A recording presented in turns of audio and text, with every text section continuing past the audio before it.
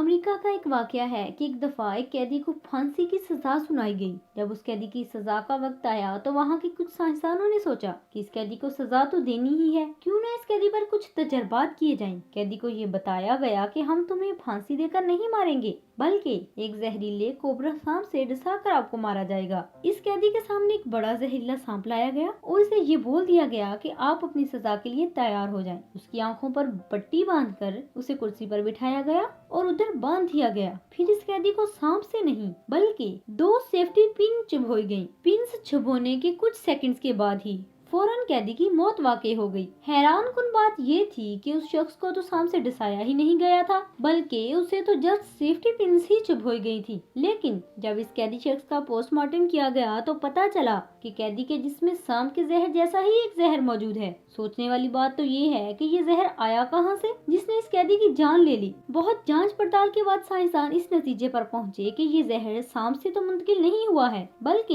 ये जहर उसके जिस्म ने ही सदमे में जारी किया था। मजीद ये भी नतीजा निकाला गया कि हमारे हर अमल से, चाहे वो मस्बत हो या मनफी, एक तवानाई बनती है और वो तवानाई हमारे जिस्म में उसी के मुताबिक हार्मोन्स तैयार करती है, जिसकी वजह से हम अपनी जैसी सोच अपना लेते हैं वैसा ही उसका रद्द-ए-अमल जाहिर होने लगता है। हमें इस कहानी से ये नतीजा मिलता है कि हमारी दुनिया के तकरीबन 75% लोग बीमारियों की वजह से नहीं बल्कि मनफी सोच की वजह से अपनी जिंदगियां खत्म कर रहे हैं। हम लोग हमेशा दूसरों के बारे में मनफी सोच रखते हैं, अपने ख्यालात हमेशा नेगेटिव वे में ही यूज करते हैं। हम हमेशा हर बात का मतलब नेगेटिव वे से ही समझते हैं और यही नेगेटिविटी हमारे हर काम में छलकने लगती है, जिसकी वजह से हम लोग बजाय कामयाब होने के नाकामी की तरफ रवा दवा होते हैं। हमारा हर बढ़ता हुआ कदम अपनी जिंदगी खत्म करने की तरफ जाता है और हर कदम हमें अपनी मौत की तरफ धकेलता हुआ चला जाता है। यही वजह है कि आज के इस दौर में हम हर पॉजिटिव पहलू को भी नेगेटिव पहलू में तब्दील कर लेते हैं और इसी को सोचते रहते हैं। इसी नेगेटिविटी की वजह से हम अपनी जिंदगियों में बेसुकूनी ला रहे हैं और हमें इस बात का अंदाजा भी नहीं है कि इस इतने बड़े नुकसान की आखिर वजह क्या है।